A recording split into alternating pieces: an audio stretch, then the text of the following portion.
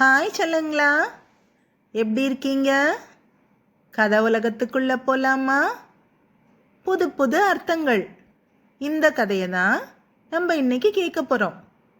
ஒரு முயல், ஒரு காகம், ஒரு மீன், இந்த மூணும் நண்பர்களாக இருந்துச்சுங்க.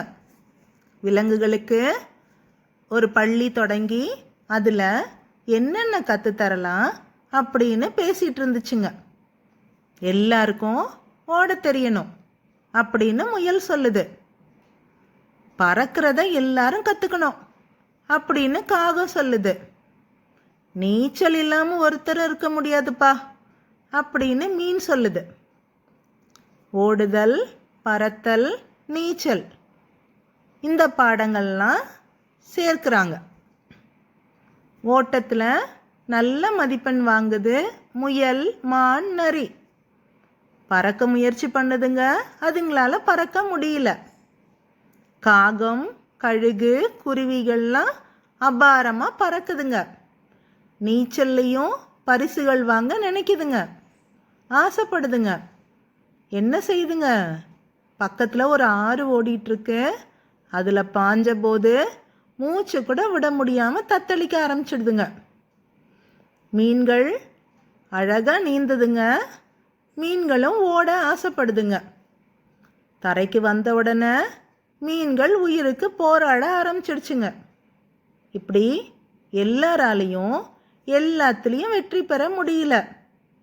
திறந்த அன்னைக்கே அந்த பள்ளியை மூடிட்டாங்க. இதன் மூலமாக ஓடுறது தான் தன்னுடைய தனித்திறமைன்னு முயல் புரிஞ்சுக்குச்சு. நீந்த ஆசைப்பட்டா வாழ்க்கையே திண்டாட்டந்தான்றத காகம் தெரிஞ்சுக்கிச்சு. நீச்சலே தன்னுடைய உயிர் மூச்சு அப்படின்றத மீன் உணர்ந்துக்குச்சு. இப்படித்தான் பலரும் மீனாக இருந்துக்கிட்டு முயலாக மாறணும்னு நினைக்கிறாங்க. பல நபர்களோட தன்னை ஒப்பிட்டு பார்க்குறாங்க. இதனால் என்ன நடக்குது தெரியுமா? நம்மை விட எல்லாரும் திறமையானவங்க அப்படின்ற தாழ்வு மனப்பான்மை வந்துடுது. இது தவறான விஷயம். உலகத்தில் பிறந்த ஒவ்வொருவருக்கும் ஒரு திறமை உண்டு. அதனால் மற்றவங்கள பார்த்து பொறாமையோ தாழ்வு மனப்பான்மையோ வேண்டாம். நீங்கள் 100 பேருக்கு கை தட்டினா நீங்கள் ஜெயிக்கும்போது 200 பேர் கைத்தட்டல் உங்களை வாழ்த்தும். இதை நீங்கள் நடைமுறைப்படுத்துங்க.